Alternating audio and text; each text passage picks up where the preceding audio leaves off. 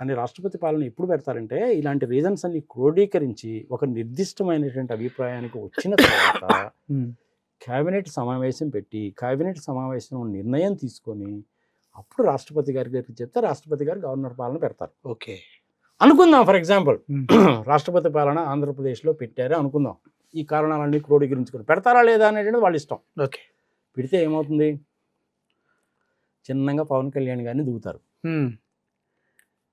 రెండు రకాలుగా దిగుతారు.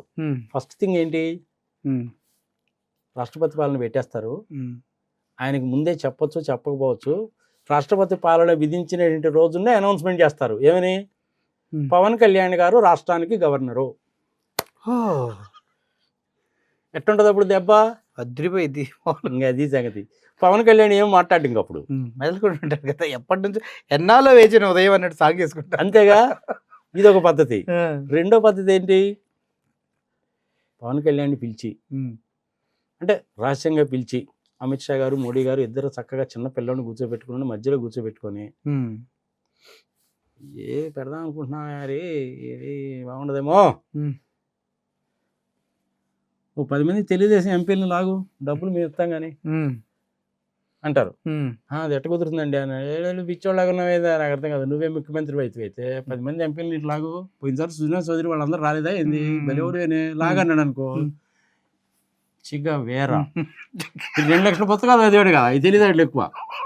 ఇగో పదవి అన్నా డబ్బులు అన్నా కాదంటాడా, దెబ్బరా కదా అంట కదా, పవన్ కళ్యాణ్ సచ్చినా కదండి, అంతే కదా. ఇక్కడ 277 ఉంది, నీకు 16 మందిగా ఇళ్ళుంది. అవును, 277 16 తీసేసినా గానీ నీకు 277 దాటిపోయింది. అందులో ఈ 10 మంది వచ్చి బీజేపీలోని జనసేనలో జాయిన్ అయ్యాడు అనుకో, ఇది ఎంత ఉంటుంది ఫిగర్ అప్పుడు, 87 వెళ్తుంది ఇంకా చాలుగా. ఓ మస్తు అయిపోతుంది సార్. మోడీ గారు సేఫ్ గా, ఆయన ప్రభుత్వం సేఫ్ గా, ఈయన గవర్నర్ అన్న అవుతాడు, ముఖ్యమంత్రి అన్న అవుతాడు, ఇంకేం కావాలి అంతకంటే. కాపు సామాజిక వర్గం ఆంధ్రప్రదేశ్లో 15% ఉన్నారు. ఇంతవరకు ఎప్పుడు కూడా చీఫ్ మినిస్టర్ కాలేదు, అంతంత మాత్రంగా ఉన్నారు. మొత్తం సపోర్ట్ చేస్తారా లేదా, డెఫినెట్ గా సపోర్ట్ చేస్తారు. మరి ఇంకేం కావాలా, ఇదే ఫిగర్లు గుర్తుపెట్టుకో, 293 మైనస్ 16 277, ఈయన 272 సరిపోతాయి. అవును, పవన్ కళ్యాణ్ కనుక దానికి కనుక ఒప్పుకొని కనుక చేశాడు అంటే అయిపోయా, ఇంతే సంగతులు. చాలుగా, చాలు. రాష్ట్రపతి పాలన పెడతాము, నువ్వు గవర్నరు, రాష్ట్రపతి పాలన పెట్టము, నువ్వు ఈ పని చేయి, నువ్వు ముఖ్యమంత్రి అయిపో. మంచి చేస్తే చూద్దాం. స్ట్రాటజీస్ అయ్యాయి, వాళ్ళు ఏం ఆలోచిస్తారని ఆలోచించడంలా, చూసి చూసి చూసి చూసి కొడతారు. అవును, బీజేపీ వాళ్ళని ఎప్పుడు కూడా ఒక్క విషయం గుర్తుపెట్టుకో, వాళ్ళు నిలబడి నీళ్లు తాగేవాళ్లే కానీ పరిగెత్తి పాలు తాగేవాళ్ళు. చాలా స్ట్రాటజిక్ కొట్టేటువంటి దెబ్బ ఎట్లా ఉంటుంది అంటే సాగు దెబ్బ ఉంటుంది. చూసి చూసి చూసి, అదే మనం తెలుగులో సామం చెప్తారు, సో గోరికాడ నక్కలాగా కాసుకొని కూర్చొని ఉన్నాడంటవే, అలా అంటారు, తొందరపడరు. కానీ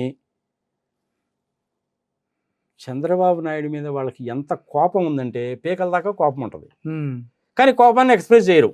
పాపం ఈయన మీద ఏంది, చాలా కేసులు ఉన్నాయి కాబట్టి వాళ్ళతో విభేదించడం. అవును, వాళ్ళు ఏ విధంగా ఆలోచిస్తున్నారంటే చంద్రబాబు నాయుడుతో కనుక మనం కనుక విభేదిస్తే మళ్ళీ ప్రత్యేక హోదా అంటాడేమో, అమరావతికి డబ్బులు పోలవరం ఎత్తు అడుగుతాడేమో, గట్టిగా అరుస్తాడేమో. లాస్ట్ టైం చేశాడుగా 2018 అక్టోబర్ వరకు బాగానే ఉన్నాడు. తర్వాత మోడీ గారిని తిట్టావు, ఆయన భార్యను రంగంలోకి రాగావు, నీ భార్యని గురించి అసెంబ్లీలో చెప్పినప్పుడు ఏమో బోరు బోరుని ఏడిచావు. మరి అట్లా నువ్వు ప్రైమ్ మినిస్టర్ భార్య గురించి అసలు ప్రస్తావన, అసలు ఆడవాళ్ళ ప్రస్తావన ఎందుకు నీకు, ఎందుకు తీసుకొస్తారు? మా ఇష్టం అండి, మేము ఏదైనా చేస్తాం అంతే. అడగడానికి నువ్వెవడు, దేశ ద్రోహి, అర్బన్ నక్సలైట్, ఎవడురా నువ్వు అడగడానికి? అంతే సార్, కరెక్టే మనం చెప్పింది, అడిగే హక్కు లేదు. కానీ ఇన్ని రీజన్స్ ఉంటాయి, జస్ట్ నేను డిసైడ్ చేసేవాళ్ళము కాదు, జస్ట్ మాట్లాడుకుంటే వచ్చింది సార్, ఇంకా రాస్తే ఇంకో పెద్ద ఇంకొక 25 వస్తాయి. కానీ మరీ సిల్లీగా ఉంటాయి, బాగుండవు. అవును, అదే మరి అంత చేడి చేస్తే ఎట్లా ఉంటదంటే బట్టతల మీద వచ్చి బిగినట్టు ఉంటది. ఎందుకు వచ్చింది మరి ఇదాలే.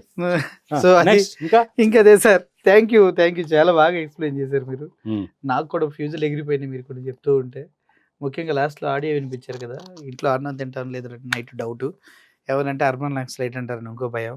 ఏం సార్, ఎన్నికి పోతే నొయ్యి ముందుకు పోతే గుయ్యి అన్నట్టుంది ఎవరు. నీకు నాకు కాదు, రాష్ట్రం మొత్తం ఇప్పుడు చంద్రబాబు నాయుడుగా పరిస్థితి వచ్చింది. వెనక్కి పోతే నువ్వు, ముందుకు పోతే నువ్వు, వెనక్కి పోతే పోయేది. కారణం ఏంటంటే నేను ఢిల్లీలో చక్రం తిప్పుతా అంటాడు. ఏం తిప్పుతాడు చక్రం? వాజ్పేయి ఎల్కే అద్వానీ ఉన్నప్పుడు అంటే పాపం వాళ్ళు సాఫ్ట్గా పోయేవాడు కూడా చక్రం తిప్పాడు. ఇక్కడ ఉన్నది అమిత్ షా మోడీ. వాళ్ళు గరగర వాళ్ళు తిప్పుతారు. వాళ్ళు తిప్పడం అనేది కాదు, తొక్కుతారు. మామూలు తొక్కడం కూడా కాదు. ఆయన చంద్రబాబు నాయుడు చెప్పాడు కదా, అమరావతిని గురించి ఎవరైనా మాట్లాడితే నీళ్లలో వేసి తొక్కుతానని. వాళ్ళు కూడా అలాగే తొక్కుతారు. ఒకటే ఫిగర్ గుర్తుపెట్టుకో, 293 - 16 277. మోడీ గారి గవర్నమెంట్ సేఫ్. 5 సీట్లు 5 ఎంపీలతో సేఫ్. ఒకవేళ ఈ 16 మందిలో 10 మంది రాకపోయినప్పటికీ వేరే పార్టీల వాళ్ళని కానీ కలుపుకున్నా కానీ ఆయన గవర్నమెంట్ సేఫే. అవును, ఈయన బయటికి పోయినా కానీ మోడీ గారి గవర్నమెంట్ సేఫే. ఇది ఒక క్యాలిక్యులేషన్. రెండోది మూడోది నేను ఆల్రెడీ చెప్పా, మళ్ళీ చెప్పలేను. ప్రజలకు అయితే క్లారిటీ వచ్చిందిగా, క్లారిటీ వచ్చింది నాకు. అదే సంగతి. సో అర్థమైంది కదా, చూద్దాం, మంచి జరగాలని కోరుకుందాం. ఒకవేళ అటు ఇటు ఏమన్నా అయితే మాత్రం ఇక ఈ పాయింట్లు గుర్తుపెట్టుకోండి. నెక్స్ట్ ఎలక్షన్ వరకు ఈ పాయింట్స్ యూట్యూబ్లో అలాగే ఉంటాయి. Thank you for watching this video sir. Thank you so much. నేను అసలు బాబు నాకు తెలిసింది చెప్పా, నువ్వు అడిగావు కాబట్టి. అవును, నేను రాష్ట్రపతి పాలన రావడము రాకపోవడం నీ చేతిలో, నా చేతిలో ఏముంటది? ఉండదు. మోడీ గారి చేతిలో, అమిత్ షా చేతిలో ఉంది. వాళ్ళు డెసిషన్ అనేటువంటిది ఆంధ్రప్రదేశ్ ప్రజల యొక్క మనోభావాలను దృష్టిలో పెట్టుకొని, శాంతి భద్రతలను దృష్టిలో పెట్టుకొని, తిరుపతి లడ్డు విషయాన్ని దృష్టిలో పెట్టుకొని, అప్పుల విషయాన్ని దృష్టిలో పెట్టుకొని, లిక్కర్ మాఫియాని దృష్టిలో పెట్టుకొని, శాండ్ మాఫియాని దృష్టిలో పెట్టుకొని ఒక నిర్ణయం కనుక తీసుకుంటే ఆంధ్రప్రదేశ్ బాగుపడుతుంది. ఆంధ్రప్రదేశ్ ఏం తక్కువ, అన్ని 3,95,00,000 ఎకరాల భూమి, సారవంతమైన భూమి, 974 కిలోమీటర్ల తీర ప్రాంతం, పల్నాడు లాంటి ఏరియాస్లో బ్రహ్మాండమైన lime stone, iron Oru, oil and gas, పచ్చటి పొలాలు, కొబ్బరి తోటలు, చేపల పరిశ్రమ, రొయ్యల పరిశ్రమ, బొచ్చినంత మంది సాఫ్ట్వేర్ ఇంజనీర్స్ విదేశాల్లో ఉండి డబ్బులు ఉన్నటువంటి వాళ్ళు. ఏం కావాలి ఇంకెంతకంటే? ఇన్ని అవకాశాలు ఆ భగవంతుడు ఇస్తే ఒకడో రెండో దరిద్రం ఉండాలగల మూలకంగా దిక్కుమాలను అయిపోతున్నారు పాప ఆంధ్రప్రదేశ్ ప్రజలు. ఇది బాధించదగ్గ విషయం, చాలా బాధాకరం. మరి ఆలోచించండి. డెఫినెట్గా ఆంధ్రప్రదేశ్లో ప్రజలను కూడా కోరుకుంటున్నాను, ఒకసారి ఆలోచించండి. తిరుపతి లడ్డు విషయాన్ని గురించి మర్చిపోయా, భగవంతుడు చూసుకుంటాడు, నీకు నాకు ఎందుకు. అంతే, కరెక్టే సార్. అది ఇంకా వదిలి ఆంధ్రప్రదేశ్లో ఉండే టీవీ ఛానల్స్ను చూడకండి, న్యూస్ పేపర్లు చదవకండి, లేదా అవి చూడండి ఇవి చూడండి అన్నీ చదవండి. మీరు ఒక నిర్ణయానికి రండి. ప్రజలు చాలా విఘ్నులు, గుర్తుపెట్టుకో. ప్రజలు తెలివి తక్కువ అనుకున్నామంటే నీ అంత తెలివి తక్కువ, నీ అంత వెధవా ఇంకోడు ఉండడు.